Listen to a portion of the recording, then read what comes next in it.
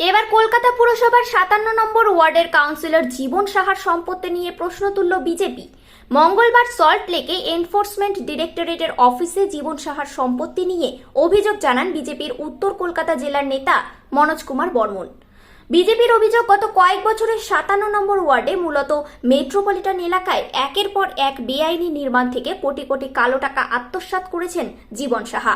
সেই বিপুল পরিমাণ কালো টাকার একটা অংশ দিয়ে গত 10 বছরে 51টারও বেশি সম্পত্তি তারা কিনেছেন। এই সম্পত্তির একটা বড় অংশই জীবন এবং তার স্ত্রীর নামে রয়েছে, আরও কিছু সম্পত্তি রয়েছে তাদের বিভিন্ন আত্মীয়র নামে। বিজেপি ওই 51টি সম্পত্তির নথি সহ এনফোর্সমেন্ট ডিরেক্টরেটে করা লিখিত অভিযোগে জানিয়েছে জীবন সাহা তার এই কালো টাকা বিদেশে পাচার করেছেন। কালো টাকা বিদেশে পাচার করতে জীবনকে সাহায্য করেছে বিশ্বজিৎ দাস এবং শঙ্কর আঢ্য মতো ব্যক্তিরা। উল্লেখ্য, বিশ্বজিৎ দাস এবং শঙ্কর আঢ্য দুজনেই রেশন দুর্নীতি মামলায় ইডির হাতে গ্রেপ্তার হয়েছেন।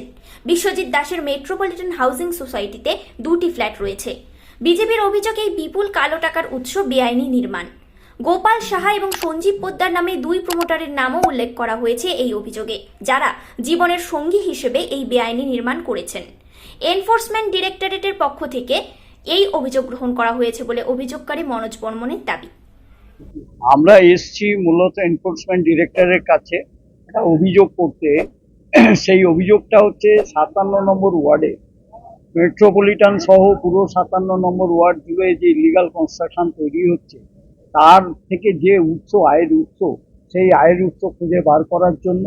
দ্বিতীয়ত হচ্ছে, যে কাউন্সিলর তিনি 2021 সালে যে নমিনেশন ফাইল করেছিলেন, সেখানে তার যা প্রপার্টি ছিল, এখন তার চেয়ে শতেক গুণ প্রপার্টি তার বেড়ে গেছে। এটা কোথা থেকে এলো, এর উৎস কি, এই সমস্ত খোঁজার জন্য আমরা ইডির কাছে এসেছি আবেদন করতে। তার সহযোগী হিসাবে বাংলাদেশ, দুবাই ইত্যাদিতে যারা যুক্ত গোপাল সাহা এবং সঞ্জীব পোদ্দার, তারা ওখানকার মেট্রোপলিটন হাউজিং কোঅপারেটিভ সোসাইটির কোনো এক সময়ে তারা দুজনেই সেক্রেটারি ছিল। এই সোসাইটিকে কাজে লাগিয়ে ধীরে ধীরে জীবনবাবু ওখানে মেট্রোপলিটন চ্যারিটেবল ট্রাস্ট গঠন করেছে, মন্দির তৈরি করেছে, করে এই ইলিগাল কনস্ট্রাকশন থেকে টাকা তুলছে। এবং তার যে প্রপার্টি, এই মুহূর্তে আমরা 26টা প্রপার্টি তার স্ত্রী এবং তার নামে দিয়েছি, তার আত্মীয় স্বজন মিলে টোটাল 51টা প্রপার্টি আছে। সেই অভিযোগটা আমরা ইডিতে করে গেলাম যে এর প্রপারশনেট অফ প্রপার্টি অ্যাক্টে এর বিরুদ্ধে অভিযোগ খতিয়ে দেখা হোক। আয় বহির্ভূত যে সম্পত্তি, সেটা কোথা থেকে এলো, কিভাবে এলো, এটাই হচ্ছে আমাদের বিজেপির তরফ থেকে দাবি। উত্তর কলকাতা বিজেপির তরফ থেকে আমরা এসছি এবং এখানে আমাদের এই জেলার কোন জেলা, বারাসাত জেলার আমাদের যিনি আছেন, আমরা সবাই থেকে জীবন কুমার সাহা, হ্যাঁ, এরা ওখানের প্রমোটার। এই গোপাল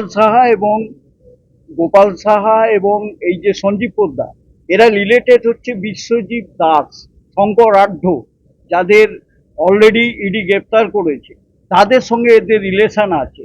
এরা এখানে যখন সম্পাদক ছিল সন্দীপ পোদ্দার এবং গোপাল সাহা, এরাই বিশ্বজিৎ দাস, শঙ্কর আঢ্য এবং তার বউ অপরিচিতা আঢ্য, তাদেরকে এরা এখানেই আশ্রয় দিয়েছিল, প্রশ্রয় দিয়েছিল।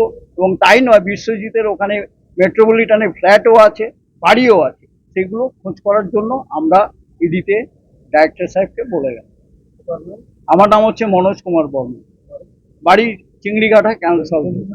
আমার ডেজিগনেশন হচ্ছে উত্তর কলকাতার বিজেপির সভাপতি মানে হচ্ছে এক্সিকিউটিভ কমিটির সদস্য। আর হচ্ছে দুবাই দত্ত, সমরজিৎ দত্ত, উত্তর কলকাতা ওবিসি মোর্চার সোশ্যাল মিডিয়া ইনচার্জ।